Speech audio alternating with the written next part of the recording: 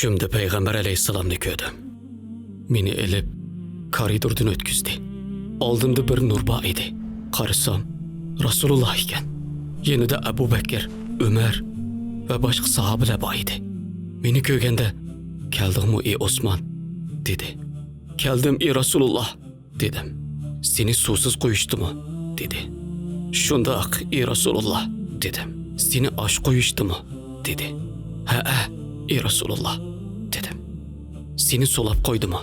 Mescidge mi bağılı koymadı mı?" dedi. "Şundak ey Resulullah" dedim. "Ondak bolsa rozağını bozmağın. Keşti seni iftada saklaymiz."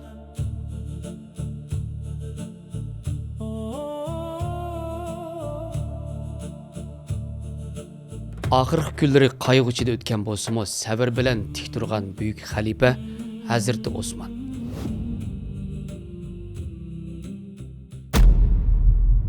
O fitnalar eshikni qattiq urganda yanala rahimdilligi bilan javob qaytargan zot edi. "Qattiq qilichinlarni sugamanglar. Men sizlarning urushishinglarga ruxsat qilmayman.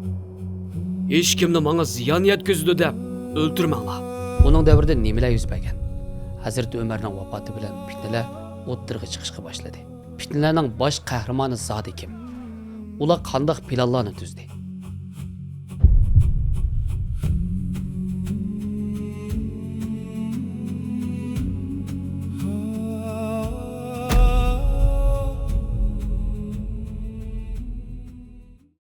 Hazreti Ömer shahid bo'lishdan burun 6 kishilik bir shura hay'ati qurilgan edi. 3 kun davom qilgan maslahat natijasida Hazreti Osman xalifalikka saylandi.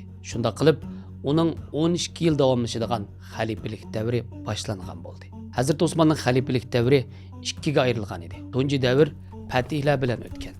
Zafarlarga to'lgan bir davr bo'lgan bo'lsa, ikkinchi davr fitnalar asta-asta islom yurtlariga singib kirgan, g'aybatlar tarqalgan, qarindoshlikqa daz ketgan intayin qiyin bir davr bo'lgan edi. Bu davrning yerimi shukr imtihoni bo'lsa, yana bir yerimi sabr imtihoni bo'lgan. Hazrati Osman Allohning payg'ambari qizi Ruqiya onamizni uningga yotliq qilgudek darajada ishonchli kishi edi. U Habasistonga tunji hijrat qilganlar qatorida bor. Rasululloh uni bek ko'p maqtaydi. Lut alayhisalomdan keyin oilasi bilan birlikda Alloh yo'lida hijrat qilgan tunji kishi Osman degan edi. Badr mezgilda Ruqiya kasal edi. Rasulullohning buyrug'i bilan Hazrati Osman uning kasalini boqqan. Shu yili Ruqiya radhiyallohu anha vafot bo'ldi. Keyingi yili ularning yolg'iz o'g'li 5 yoshga kirdi. Hazrati Osman Rasulullohga ajoyib bir ishonch ato qilgan ediki, qizining vafotidan keyin yana bir qizi Ummu Kulsum radhiyallohu anhanimi uningga yotliq qilgan edi. Mush sababdan u ikki nur egisi ma'nosida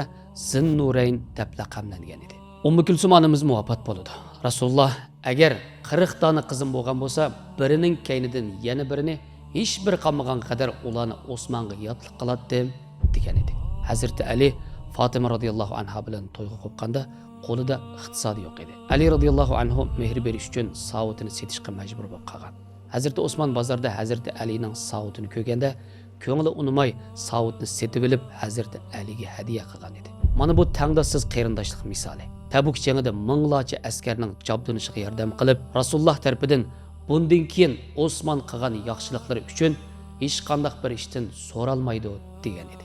U texi dunyodagi vaqtida jannat bilan xush bishorat berilgan 10 ismning biri. Madinada ocharchilik bo'lganda 1000 to'gilik melini "Allah menga har bir dirham uchun 10 hassini berdi.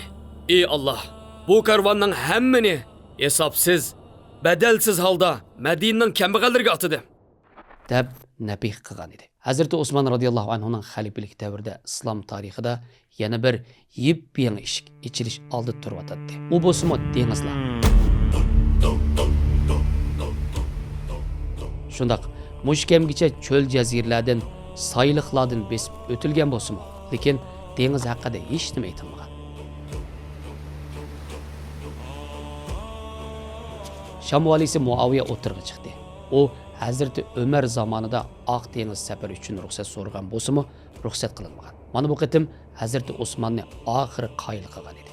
Hijriya 28, milodiya 649-yilda vali Muaviya radhiyallohu anhu bir dona harbiy paraxotni chiqardi va Aral xalqi bilan to'xtamlashib, Qibrisni tavalliga qo'shgan edi. keyingi yili Oq dengizda Qabris atrofidagi Arvat orolini fath qildi. Hijriya 32, milodiya 652 yilida islom qo'shini Jabdunub, Rodus va Siciliyagacha jangga tayyorlik qildi. Yana shu yil Iskandariyani dengiz tarafdan aromini buzgan Bizans qo'shinini yer bilan yakson qildi. Musulmonlarning qo'shini zafar ustiga zafar quchib Natijada Hijriya 34, milodiya 655 yilda Oq dengizning sharq tarafida kamdan kam uchraydigan cho'ng bir dengiz urushi berildi.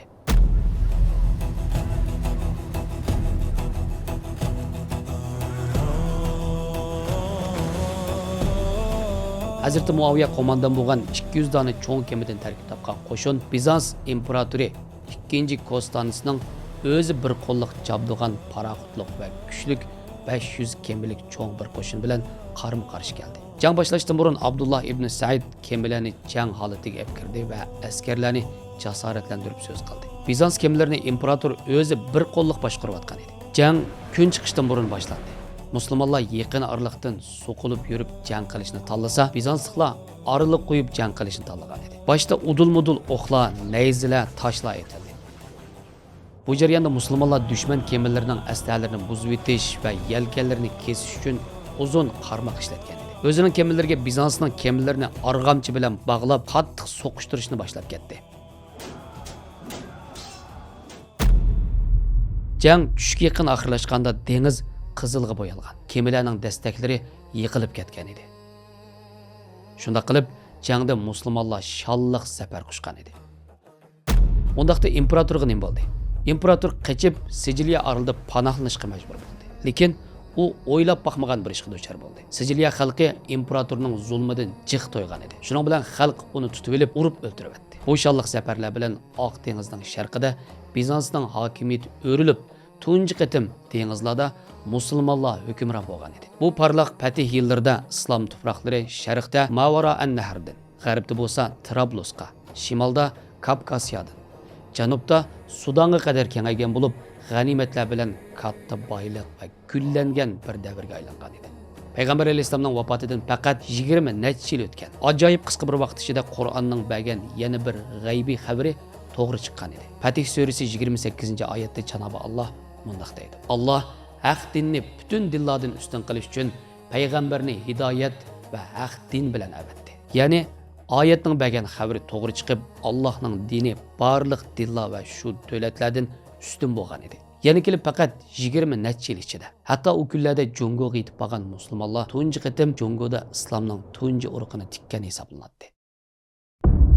Hazreti Osmanning xilofatida amaliyalashtirilgan eng xayrli xizmatlardan biri bo'lsa, Qur'oni Karimning ko'paytilishi bo'ldi. Hazreti Abu Bakrning davrida vahiy kotiblari tarafidan bir yerga jamlangan Qur'on nusxasi Hazreti Umarning davrida Hazreti Hafsa onamizning himoyasida qo'g'dilinayotgan edi. Lekin fatihlar bilan islom tuproqlari kengayganda valiylikdagilarga bir nusxadan Qur'oni Karim avatmis bo'lmaydi.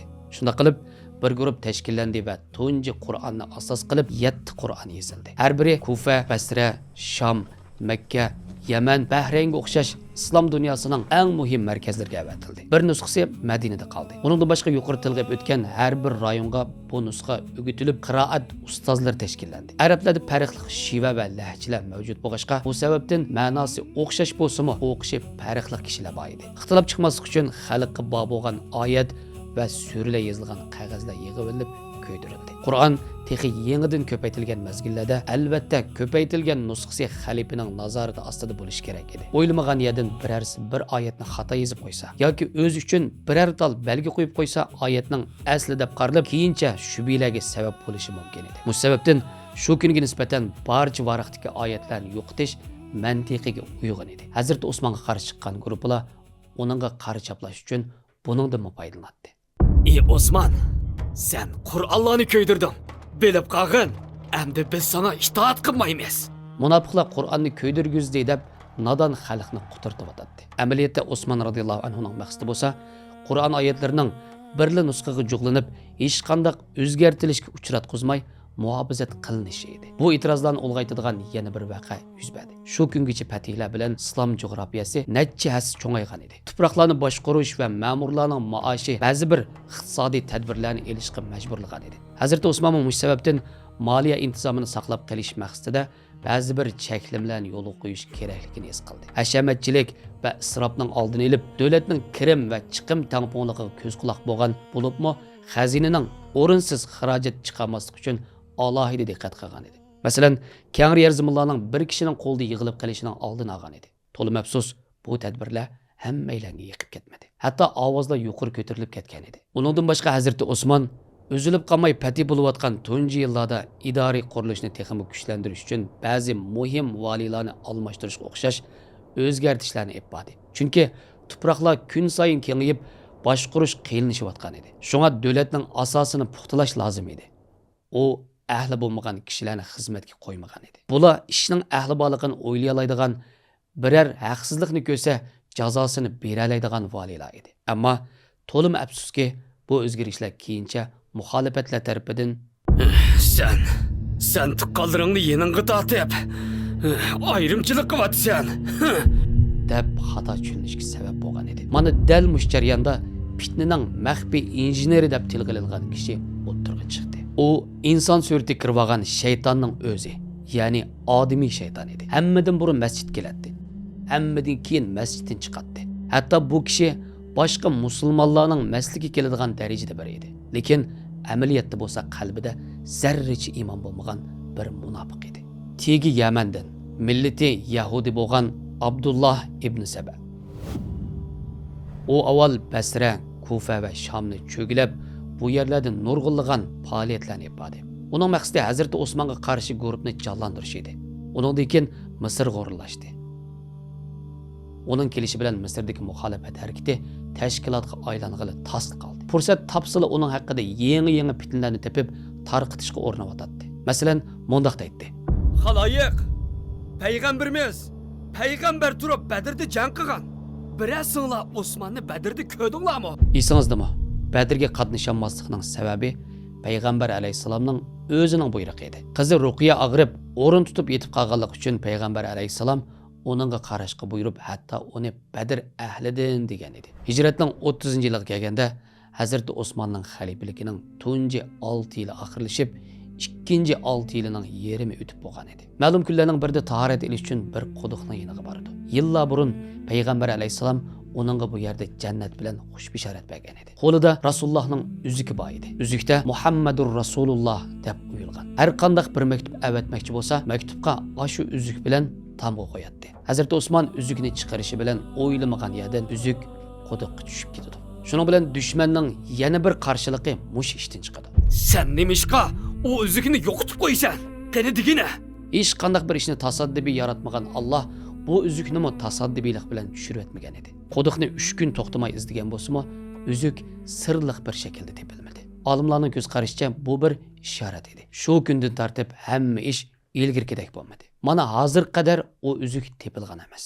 Ibn Sabaning boshchiligidagi hiliqi maxfiy tashkilot o'z rahbarlari orasida bir xil maktublashish to'g'ri qurdi. Ular faoliyat olib boradigan rayonlar bo'lsa, Misr, Kufa, Basra qatorliq rayonlar edi. Ular bir-biriga maktub avatish orqali Hazrati Osmonni va uning qo'l ostidagi valilarni chidg'isiz darajada tanqidlashadi. Ularga xuddi Allohning amriga qarshi chiqqandek, zulm qilgandek, gunohlarni ortib, xalqni qo'zg'alonga da'vat qiladi. Hatto bu maktublarning ba'zilari bir qo'lliq Madinaga, hatto xalq orasida ta'sir kuchli sahobalarga avatilgan.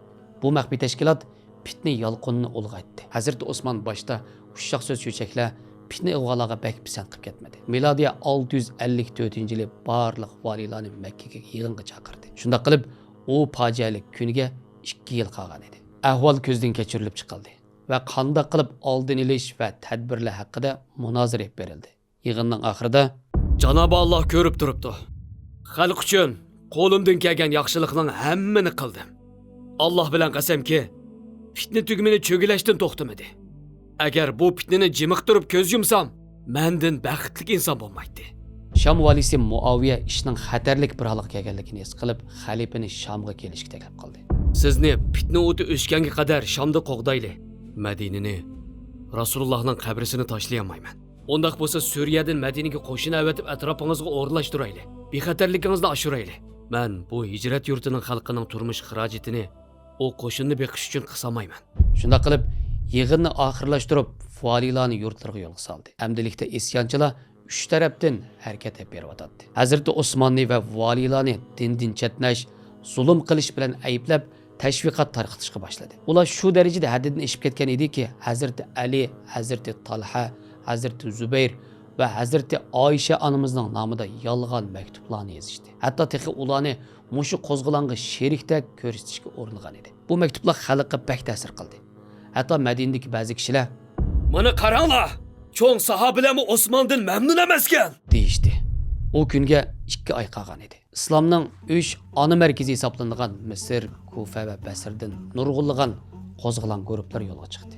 Ularning soni 1000 dan oshadi. Ular hajga boradigan karvonning orasiga kirib olib, bir muddat o'zlarini yuyishirib, Madinaga yetib borganda plani bo'yicha harakat qiladi. Madinaga yaqinlashganda 3 guruh maxfiy holda 3 yerga 3 xil bosh shtab qurib chiqdi. O'ziga vakolatan 2 kishini Madinaga avatdi.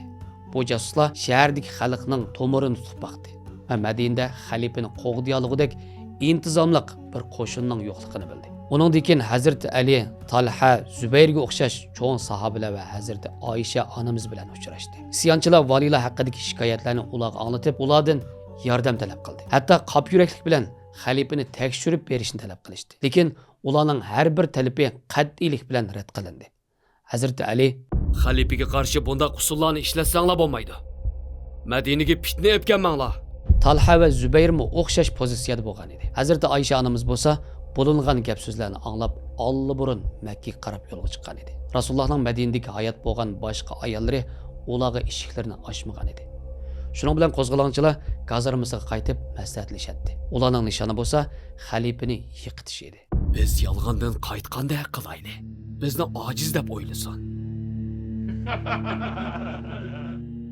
Avval Madinadan qaytganda ko'rinib, kelgan yeriga qaytib ketganda qilishdi. Ular mushundaq tadbir qo'llanishga majbur edi. Chunki shaharda mudofaa uchun yig'ilgan madinaliklar bor edi. Dushman tuyuqsiz hujumga o'tsalar, cho'ng urush chiqadi. Ularning chekinganligini ko'rgan Hazrati Ali va boshqa sahobalar tahdidning vaqtliq o'tib ketganligini ko'rib, ko'ngli joyiga tushgan edi. Hazrati Ali ehtiyot qilib, o'g'li Hazrati Hasanni xalifaga qo'g'dog'ichilik qilishga avatdi. Hazrati Talha va Zubayrmi o'xshashlar o'g'illarini navbatlashtirib, xalifani qo'g'dashga avatdi. Atrof besqandek ko'rinadi. Lekin tinchlik uzunga bormadi. 3 guruh qo'zg'olonchilari plani bo'yicha tuyuqsiz qaytib keldi va takbir ovozlari bilan shaharga kirdi.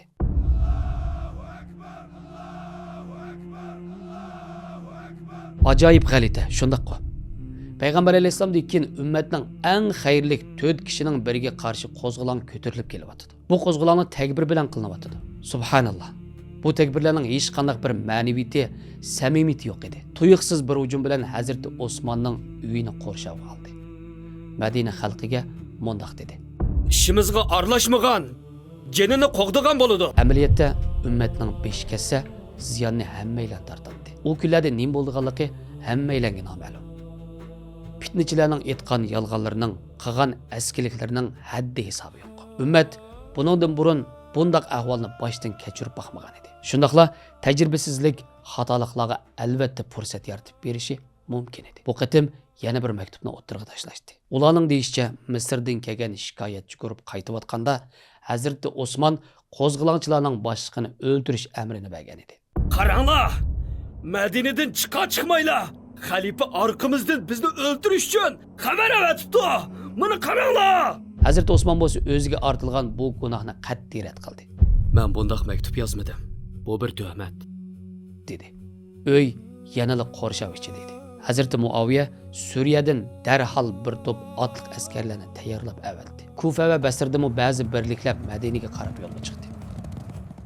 Hazrati Osmonning uyini xalifaning oilasi, xizmatkorlari va bir qancha sodiq do'stlardan boshqa qo'g'daydigan muntizim bir qo'shin yo'q edi. Faqat bir qanchilgan fidokor yosh sahobalar qilichini ko'tarib ishikda navbatda turardi. Yana bir tarafdan Madinadagi ba'zi qullar bilan bekor talat tog'liqlarmi bu qo'zg'olonchilar qo'shildi. Shunda qilib dushmanning qo'shini chiqaydi. Qo'rshav taxminan 20 kundan 40 kungacha davomlashdi. Boshda qo'zg'olonchilar Hazrati Osmonning payg'ambar masjidiga chiqib jamoatga imom bo'lib namoz o'qishiga, xalq bilan ko'rishishiga to'sqinlik qilmadi. Xalifa bu fursatdan foydalanib masjidda bir necha qatim xutba so'zildi. Hazrati Ali xili burildi uningga: "Sen musulmonlarga aniq aytqin. Ularmi, Janob Allohmi sening qalbingda hech qanday hiyla-mikr, qarshi fikrning yo'qligini bilsin. Sana xotirjam holda omonatni topshirsin degan edi. Hazreti Osman va Hazreti Alining bu fikriga asosan o'ziga ortilgan butun tuhmatlarga qarata birma-bir javob berdi. Xato tushunib qolgan tarafni tushuntirib qo'ydi. Hatto ajoyib kamtar holda mundoq dedi. Aranglardan sizlar hurmatlaydigan biri kelib, o'zining fikrini o'tirg'a qo'ysin. Alloh bilan qasamki, aranglarda bir dona qo'l meni haq tarafga tortsa, men uning deganini o'rindayman. Bir qo'lga o'xshash bo'yin egib, Alloh tutishadigan yo'lning sirtida hech qanday bir yo'lning yo'q ekanligini sizlarga ta'kidlayman. Masjidga qo'zg'olonchilarning bir qismi yumshig'ila boshlagan edi. Lekin atrof endi rasmiy besqay deganda xalifaning kotibi va kuyovli Marwan ibn Hakam so'z qilish uchun o'rnidan turdi va intayin g'azablangan holda bir so'z qildi. Hatto qo'zg'olonchilarning zitiq tegadigan so'zlarni qildi. Atrof endi besqay deganda o'ylamagan yerdan qaytadan ola to'polon ko'tarilib ketdi. Osman gapida turmaydi. Qaranglar, tuqqani yana ko'ra olib ketdi, dedi.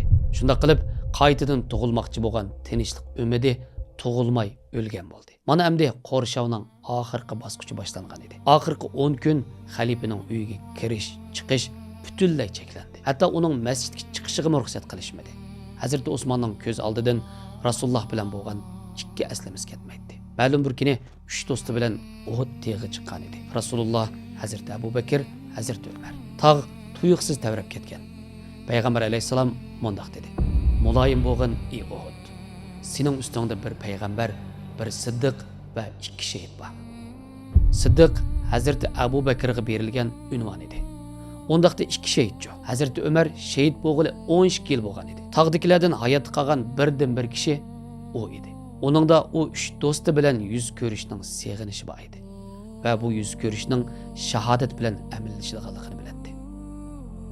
Hazrat Osman 83 yoshga kirdi. Hozir uning oxirgi kunlari hisoblanadi. Undaqda uning ko'z oldidan ketmaydigan yana bir aslama qaysi? Payg'ambar alayhisalom bir kuni Hazrat Osmonga: "Ey Osman, Alloh taolo sana bir ko'ynak kiydirdi.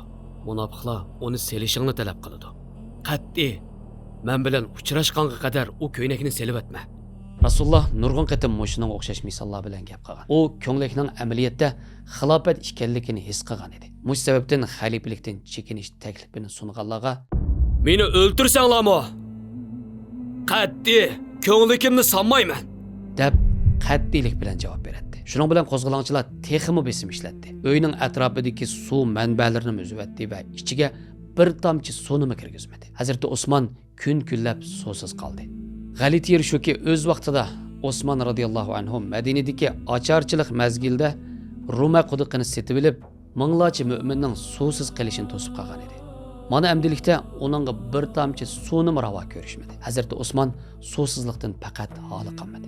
Gerçi Hazreti Ali o'g'li Hasandan cho'gillarda suv avatgan bo'lsa-mu, qo'zg'olonchilar uni urib suvni to'kib etdi. Rasulullohning ayollaridan Hazreti Ummu Habiba onamiz o'z qo'li bilan nech cho'ginga suv qachilab, to'gi yudib avatgan bo'lsa-mu, qo'zg'olonchilar to'gini g'azab bilan o'q tutib, yaralandirib, suvni yana yetkazib berishmadi. Xalifaning ayoli Noila onamiz xizmatkorlari xalifaning suvsiz qolganligidan ko'p azoblandi. Qurolli xiyonatkorlar sirtdan hech qanday yordamga yo'l qo'ymagan edi. Ularning soni bek ko'p edi. Hazrat Osmon kun-kunlab ro'za tutatdi. Chunki yeydigan hech nima yo'q. Lekin u payg'ambar alayhisalomning shahrida musulmonlarning orasida qon to'kilishni xohlamagan edi. Bo'lmasa Qo'rshov boshlagan vaqtda atrofdagi yoshlarga: "Qat'iy qilichinglarni sug'amanglar. Men sizlarning urushinglarga ruxsat qilmayman" deb qasam qilgan edi. Ichidagi qo'g'diqchilarga qanchilgan qatim: "Hech kimni menga ziyon yetkazdi deb o'ltirmanglar" deb oldin ogohlantirgan edi. Xalifani qo'g'dashni xohlaydigan soni xili ko'p bir guruhga bo'lib, taxminan 700 atrofidagi kishi qilishlarini tayyorlab, jangga tayyorlanib, buyruq kelishini kutib turibdi. Hatto ular qo'zg'olonchilarni osonla bitirib qilishga kuch yetadi. Lekin Hazrat Osmon ularning qorallarini ishlatishini cheklagan edi. Chunki u ishning munofiqlar tarafidan bo'lgan taqdirdimi oldinib ketgan nurg'unlagan musulmonlar ularning keyindan menib ketganligini biladi. Qonning tunji bo'lib, o'zi tarafidan ixtilishi dushmanning birdan 5 ga aylanishi demak bo'ladi. Bundaq natijadan bakrak ummatni qo'g'dashni to'g'ri ko'rdi. Shundaqla bu yaxshi niyat uchun o'zini olli-burun pido qilishni qaror qilib bo'lgan edi. Agar qon to'kiladigan ish bo'lsa, to'kiladigani mening qinim bo'lsin degan edi. Bu pidokorlik faqat o'ningga xos bo'lishi mumkin. Mana u Rasulullohning tarbiyasida mushundoq yetishib chiqqan. U ro'za tutishni davomlashtirish bilan birga kecha-kunduz vaqtini Qur'on o'qish bilan o'tkazib o'tadi. Hayotini o'ningga atagan edi. Oxirida tasallini o'ningda topdi. Oxirgi kuni u bir tush ko'rdi. Qandoqli bo'lmasin, tabassum bilan uyg'ongan edi. Xonimi Noila hayronlik bilan so'radi. Hazrat Osmon ayoliga tushini anglatishga boshladi. Tushimda payg'ambar alayhissalomni ko'rdim. Meni elib koridordan o'tkazdi. Oldimda bir nur bor edi. Qarasam Rasululloh ekan. Yanida Abu Bakr, Umar va boshqa sahobalar bor edi. Meni ko'rganda, "Keldingmi ey Osmon?" dedi. "Keldim ey Rasululloh" dedim. "Seni suvsiz qo'yishdimi?" dedi. "Shundoq ey Rasululloh" dedim. "Seni osh qo'yishdimi?" dedi. "Ha, ey Rasululloh" dedim. "Seni so'lab qo'ydimi? Masjidga mubog'ili qo'ymadimi?" dedi. "Shundoq ey Rasululloh" dedim. "Undaq bo'lsa ro'zangni buzmag'in. Kechda seni iftorda saqlaymiz."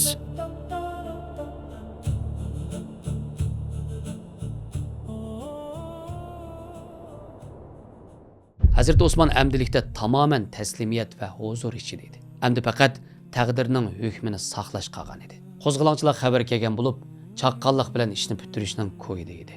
Yordam qo'shini yo'lga chiqdi. Tiz bo'lmasak bo'lmaydi. Yig'ilinglar, nima qarab tursizlar? Harakat ko'timiz. Zulhajji oyining 18 kuni juma namozidan keyin xalifaning ishki to'yiga yig'ilishdi. Urush yuz berdi. Ishni qo'g'daydigan Hazrat Hasan va Husaynga o'xshash yosh sahobalar yaralandi. Dushmanning bir qismi udul ishikdan, yana bir qismi yondagi uyning temidan otlab ichiga kirdi. Bu yerda odamning yuragini titrtadigan ko'rinish yuz berdi. Uyni besib kirganlardan biri bo'lsa, Hazrat Abu Bakrning o'g'li Muhammad edi. Qur'on o'qiyotgan xalifaning soqolini tutib tortdi. Haqorat qildi. Hazrat Osmon uningdan zaminni titrtadigan savol so'radi. "Ey Muhammad, agar dadang sening bu holingni ko'rgan bo'lsa, nima deb o'qitdi?" Beshiga qaynoq suv to'kilgandek bo'ldi. Taqturqi boshqacha bo'lib ketgan edi. Xatosini to'nib, atrofidagilarni voz kechtirishni umid qildi. Ammo fitna o'ti tutishib bo'lgan edi. Pot o'chidigandek emas. Jannatga tunji ketgani Hazrati Noila onamizning barmoqlari bo'ldi. U o'zini eri Hazrati Osmonga qalqon qilishni xohlab edi. O'ylamagan yerdan qilich zarbisi bilan barmoqlari kesildi. Rasulullohning uningga bo'lgan hurmatidan o'ltirish shaklini, kiyimlarini o'ng'ishigan, hatto farishtalarni hayo qiladigan Hazrati Osmon Qur'on o'qiyotgan yerda shahid qilindi. Hayoti Qur'on bilan giralishib ketgan bu zotning qinimi Qur'on bilan aralashib ketdi. Qini oqqan oyatda bo'lsa, mundaq yozilgan edi. "Fasayakfikahumulloh va huwas-sami'ul alim." Hazrati Osmonning jasadini uyida 2 kun qo'yib qo'ydi. Qistan jinoza namozi bo'lishni xohlamadi. Hatto Madinaga dafn qilishqimi to'salg'i bo'lishdi. Undaqda qayerga ko'mildi desam balkim qo'rqishingiz mumkin. Hazrati Osmon radhiyallohu anhu Yahudi qabristonligiga ko'mildi. Jinoza kechida maxfiy holda o'tkazildi. 20 kishi bor yoki yo'q. Bu shaytonni hayron qoldiradigan zulm edi. Bo'libmi u bu zulmga qat'iy loyiq emas edi. U islomning tunji kunlarida Rasulullohning yeniga kelib iymon etgan. Vaqa bisqandan keyin cho'ng sahobalar meyitni qabrisidan chiqarib Madinadagi cho'ng sahobalar bo'lgan Baqi qabristonligiga dafn qildi. Hayotining oxirgi kunlarida yolg'iz, tanho o'tdi, lekin uni 100 minglarcha inson yaxshilik ustida aslaymiz. Hamisha uning hayotidan ibrat olib, uni o'zimizga ulgu qilamiz. O'zini atagan da'vo uchun ko'nglimiz yerim bo'ladi. U ko'targan tog' uchun ko'nglimiz yerim bo'ladi. Shundaqla uning bilan jannatda yuz ko'rishni orzu qilamiz. Alloh uningdan rozi bo'lsin va bizga shafaat qilishga nasib qilsin. Amin. Xo'sh, endi qandoq bo'ladi? Bu qalaymiqanchilik qandoq yo'qaydi? 4-xalifa bo'lgan Hazrat Ali davri texmi mushkul va qalaymiqanchilik bilan to'lgan bir davr. U davrda xilofat maqomining yelkisiga ajoyib og'ir yuklar minidiki, bu yuklarni bu davrda faqat o'li ko'taradi. Fitnalarning beshi Ibn Saba atrofni barg'ansir texmi qalaymiqalashtirib yetadi. Qandoq qilsanglar qilib, musulmonlarni kuch kiritib, jangga qiziqtirib, musulmonlarning orasini buzib parchalashinglar lozim. Shuningdek, ilgari ko'rilib boqmagan darajada botil guruhlar o'tirg'i chiqadi. Falokatchilik ustiga falokatchilik yuz beradi. Hammadan ig'ir falokatchilik bo'lsa, insonning xiyoliga kirib muboqmagan kishilar bilan uqishmaslik yuz berdi. 5 yilga yaqin davom qilgan jafo mushaqqatga to'lgan xilofat davri bilan tanishib chiqamiz.